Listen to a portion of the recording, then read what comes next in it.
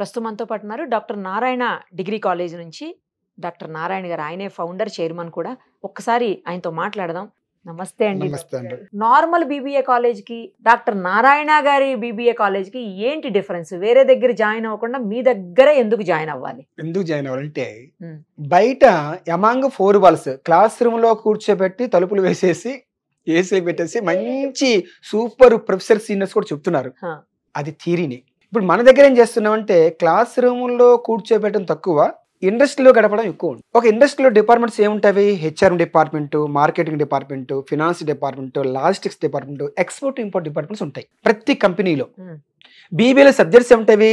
HRM, human resource management, finance, marketing research, logistics, export import. డిగ్రీలోనేమో subjects అంటాము, కంపెనీలో departments అంటాం. చాలా మంది టప్పీమని చెప్పేదంటే నేను చదివిన చదువుకును చేసిన జాబ్ కి రిలేషన్ లేదు అని అంటుంటాను. నేను కూడా ఈ మాట వింటుంటాం ఎక్కువగా. కరెక్టే అది.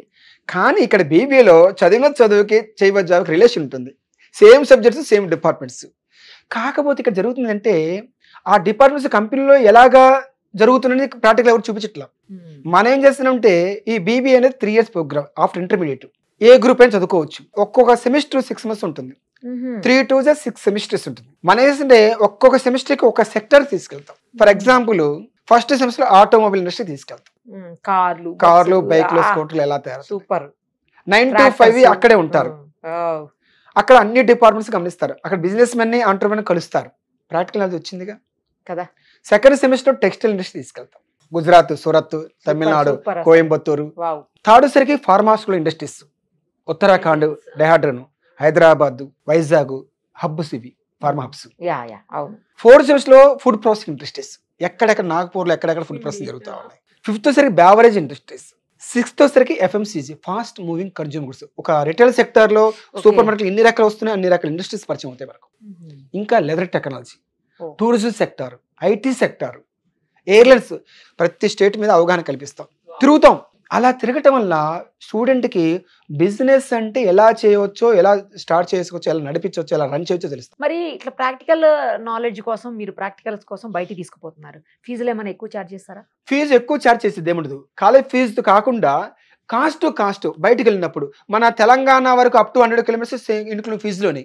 ఇప్పుడు బయటికి వెళ్తున్నప్పుడు, ఇండియా టూర్కి వెళ్తున్నప్పుడు మన స్టూడెంట్ కన్సెషన్ వస్తుంది. మనకు 50% concession. Student 25% railway ticket. For example 1000 rupees ticket అనుకోండి, మనకి 25 రూపీస్ అంటే 25% 250 రూపీసే.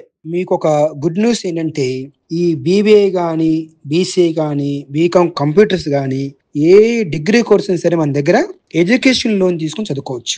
మీకు ఎడ్యుకేషన్ లోన్ తీసుకుంటే ఎవ్రీ మంత్ 12 months ఇంతని మీరు ఈఎంఐకి బ్యాంక్ కట్టొచ్చు. ఈ అవకాశం మీద మీరు ఉపయోగించుకోవచ్చు.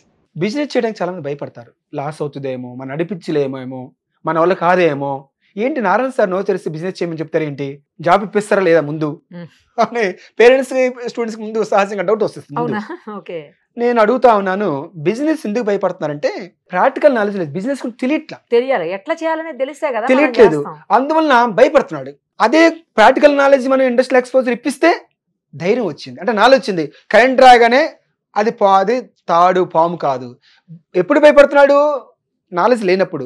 ధైర్యం ఎప్పుడు వస్తుంది? నాలెడ్జ్ ఉన్నప్పుడు. అంటే మన ధైర్యాన్ని ఇస్తున్నాగా నాలెడ్జ్ అనే రూపంలో ప్రాక్టికల్ నాలెడ్జ్. సింపుల్ గా చెప్పండి, ఏదో మూవీలో మోహన్ బాబు గారు చెప్తారు, ఫిష్ ఇస్తే వాడు ఒక్క పూట తింటాడు, అదే ఫిష్ పట్టించడం నేర్పిస్తే వాడు లైఫ్ లాంగ్ సర్వైవ్ అవుతాడు. అలా చేయాలి కదా.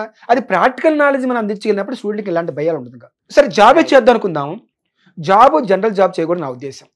కంపెనీలో హెడ్ పోస్ట్ చేయాలి, లీడర్ పోస్ట్ చేయాలి. Higher level. హెడ్ లీడర్ అంటే ఎవరు? General manager, HR manager, CEO, BDO, business development officer. ఇలాంటి పోస్టులు ఇస్తే మంచి హైరార్కీ, మంచి ప్యాకేజీ వస్తుంది. అలాగే చేయాలన్నా కూడా ప్రాక్టికల్ నాలెడ్జ్ కావాలి. కరెక్ట్. ఒక కంపెనీ నడిపించాలి కదా. HR manager, general manager, CEO, BDO, MD, practical knowledge. ఆ ప్రాక్టికల్ నాలెడ్జ్ ని డాక్టర్ నారాయణలో బ్రహ్మాండంగా అందిస్తావు. రైట్ అండి, చాలా పర్ఫెక్ట్ గా చెప్పారు. ఎవరికైతే ప్రాక్టికల్ గా నిజం కావాలో వాళ్ళు మీ కాలేజ్కి రావాలి.